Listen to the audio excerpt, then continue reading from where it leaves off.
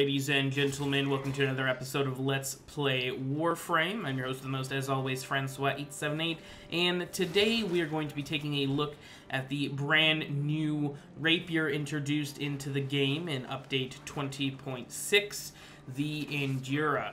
Now, this weapon is available as a clan research item from the Tenno lab.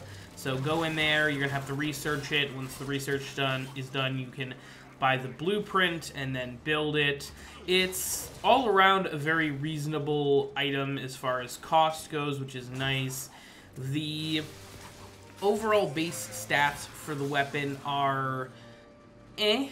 It is basically your standard status chance rapier. It's the opposite of the Destresa, which was your crit chance rapier, so it's all right. The base damage is 95 in physical, mostly in puncture damage, obviously. The attack speed is 0.917, 25% status chance with a 5% crit chance, 2.0 crit multiplier, and a 7 mastery rank in order to use.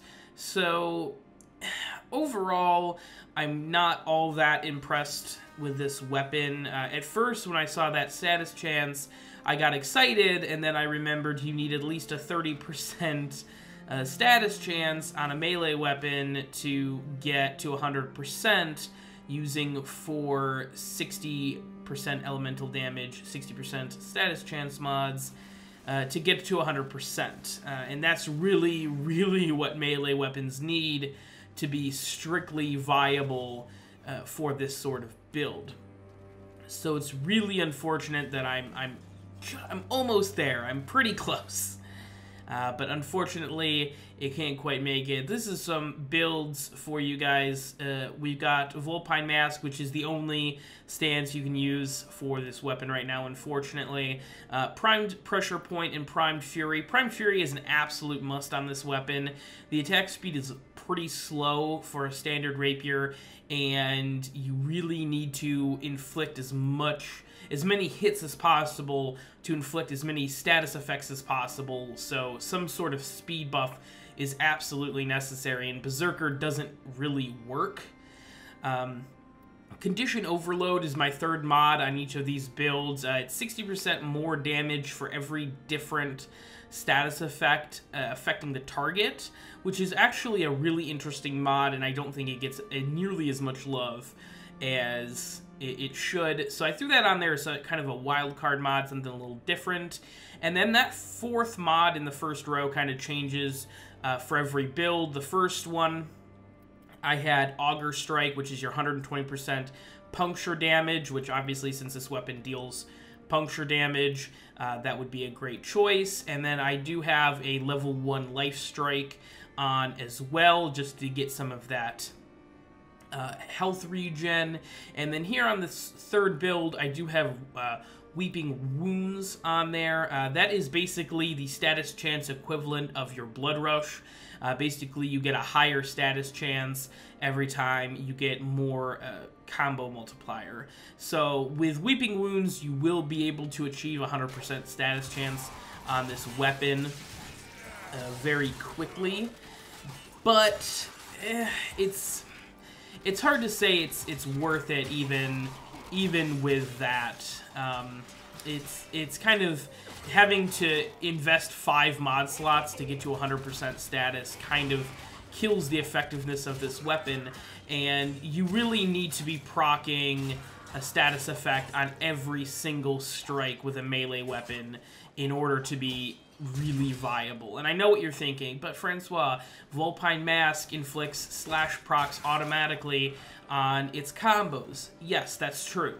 But slash procs are great, but you really need the corrosive, viral, radiation, blast. Slash is great. I'm not trying to diss slash at all. But you need more than just slash, especially if you're taking on higher level content. Now, obviously, as you can see, except right in that exact moment, I have no problem taking on level 30 and 40 enemies. I cut through them like butter. But this weapon, I don't think, is necessarily viable against even sortie level enemies. Maybe first or second sorties. But once you get above level, 90 to 100, I just don't see this weapon being all that viable, unfortunately. The fact that it can't inflict a status effect every time you swing, unless you use Weeping Wounds, which again is 5 mods.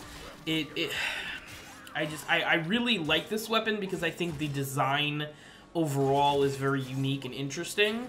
Unfortunately, it just needs that extra 5% status chance on the base, and this weapon would be fantastic. It would inflict status effects like crazy, and you could strip armor or strip health or make sure people are confused and radiated or crowd control them with blast. Whatever you need to do, you could do that 100% guaranteed. And right now, it's just not quite there. I feel like the Destresa really does its role is fulfilled much better in that it's the crit rapier, and it does the crit very well with Blood Rush and body count. And I just don't feel like this weapon fills the role as nicely as the first rapier did. Again, it's got a very elegant and unique design. I think the double blade is weird and different, and I like that.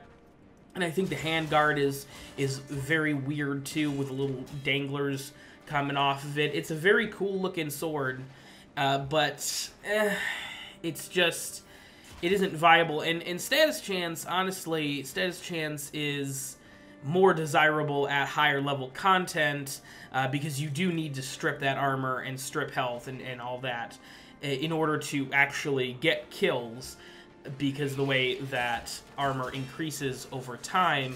So for this weapon to not be viable is very disappointing, and it sucks. And the other, I knew there was something I was forgetting.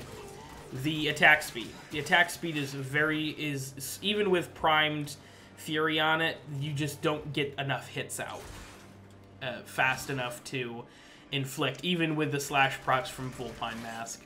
But thank you guys very much for watching, ladies and gentlemen. Let me know what you guys think of the weapon in the comments section down below. Until next time, I've been your host of the most, as always, Francois878, signing off.